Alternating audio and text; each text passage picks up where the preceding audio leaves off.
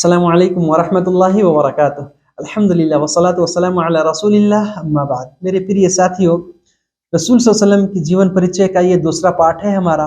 और आज हम हाथी वालों का किस्सा, असहाबुल फील का वाकया जानेंगे। यमन के अंदर, यमन की राजधानी सनाआ में जो नज्जाशी का गवर्नर और नायक था, उसका नाम है अबरहा। उसने जब ये देखा कि लोग मक्का में आते हैं, अल्लाह के पवित्र घर काबा का आदर और सम्मान करते हैं, इसका परिक्रमा करते हैं, इसके लिए इसकी तरफ हज को आते हैं, तो उसने ये सोचा कि मैं सनाआ में एक गिरजा घर बनाऊंगा ताकि लोग यहाँ पर आए और इसकी इबादत करें, इसकी परिक्रमा करें। तो उसने जो है एक बहुत बड़े गिरजा घर का वहां निर्माण किया और ये कोशिश की, प्रयास किया कि लोग उस तरफ जाएं। तो वहीं पर बनु केनाना जनजाति का एक आदमी, अरब अरब से उनका संबंध था, वो गिरजाघर में दाखिल होकर के उन्होंने पूरे दीवारों पे गोबर लिख दिया, गंदगी फैला दी। अब अबरहा को पता चला तो बहुत क्रोधित हुआ, बहुत एंग्री हुआ, नाराज हुआ और 60,000 फौज लेकर के मक्का पर चढ़ाई कर दी। उसमें 9 हाथी भी थे। 60,000 फौज, 60,000 सैनिक और योद्धा लेकर मक्का में आया। मक्का के लोग उसका मुकाबला नहीं कर सकते थे। जब वो मक्का करीब पहुंचा, अब उसके अपने साथ में उसने एक बहुत बड़ी हाथी ली हुई थी।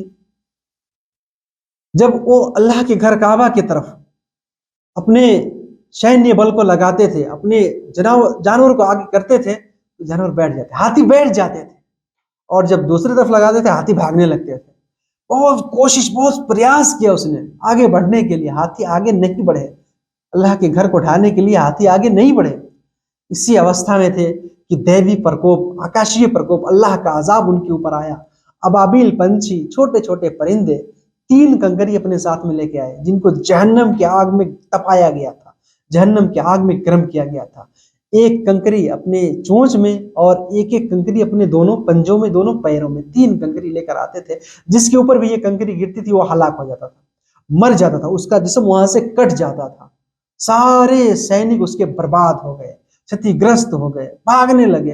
अबरहा भी भागने लगा। अल्लाह ने उसको ऐसी बीमारी में फांस दिया कि वो भागते भागते सना के करीब गया, उसके भी अंगुलियों के पोरे कट कट के झड़ रहे थे, गिर रहे थे, टुकड़ा टुकड़ा हो रहे थे, यहाँ तक कि वो भी मर गया, समाप्त हो गया। अल्लाह ने अपने पवित्र घर काबा की सुरक्षा की।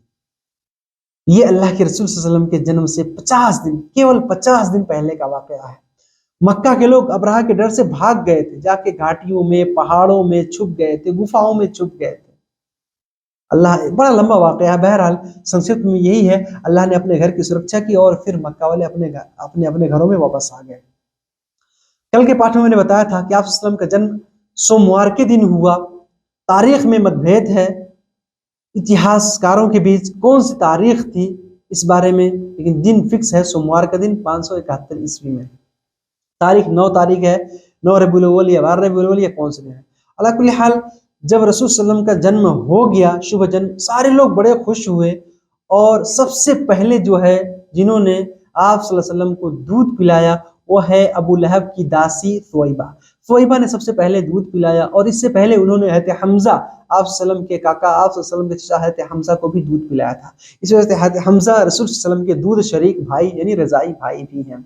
फिर उसके बाद से अरब में ये परंपरा थी कि लोग अपने बच्चों को देहातों में भेज दिया करते थे, क्योंकि वहाँ का वातावरण, वहाँ की आबोहवा अच्छी होती है और शरीर का बड़ा अच्छा विकास होता है, शरीर मजबूत और ठोस होता है। इस वजह से बनु साद से लोग आए हुए थे, औरतें आई हुई थी बच्चों को लेने के लिए। और ये शुभ अवसर जिनको प्राप्त हुआ वो है हलीमा सादिया। हलीमा सादिया कहती हैं कि मैं आई और रसूल सल्लल्लाहु अलैहि वसल्लम को सबके सामने पेश किया गया, लेकिन चूंकि आपके अब्बू का तो पहले ही इंतकाल हो गया था तो लोग नहीं लेती थी इनको कि हमको मजदूरी कौन देगा। सबसे आखिर में जब हलीमा को बच्चा नहीं मिला तो कहती है कि मैं इन्हीं को, इसी अनाथ बच्चे को मैं अपने साथ लेकर के जाऊंगी। जब रसूल सल्लल्लाहु अलैहि वसल्लम को उन्होंने अपने साथ लिया, वो खुद कहती है कि मैं एक दुबली पतली कमजोर सवारी पे मैं आई थी, लेकिन रसूल सल्लल्लाहु अलैहि वसल्लम को जैसे ही मैंने अपने गोद में लिया, उस सवारी के अंदर इतनी शक्ति आ गई कि सब सवारियों से आगे निकल गई। एक ऊँटनी उनके साथ थी, उसके थन में दूध नहीं होता था, उसके थन में दूध आने लगा। खुद ये कहती है कि मैं बड़ी परेशान थी, उनकी भी परेशानी खुशी में बदल गई। और जब ये बनु साद में पहुंची, वहां अनिकाल हुआ था, वर्षा नहीं हो रहा था, सूखा पड़ा हुआ था। अल्लाह के रसूल की बरकत से बारिश होने लगी और बहुत सारी बरकतें हुई। बहरहाल रसूल सल्लल्लाहु अलैहि वसल्लम उनके यहाँ 2 साल तक थे, वहीं पे बाल्यकाल पालन पोषण हुआ।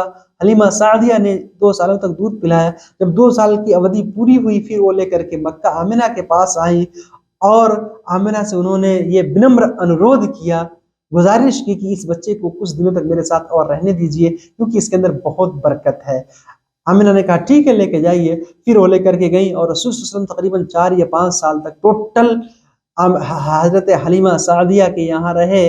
और उसी बीच जो है शक्के सदर यानी सीना चाक करने का वाकया पेश आया। इंशाल्लाह ये हम कल के पाठ में सुनेंगे। अल्लाह ताला हम सबको नेक अमल की तौफीक दे। आमीन। अस्सलामु अलैकुम व रहमतुल्लाहि व बरकातहू।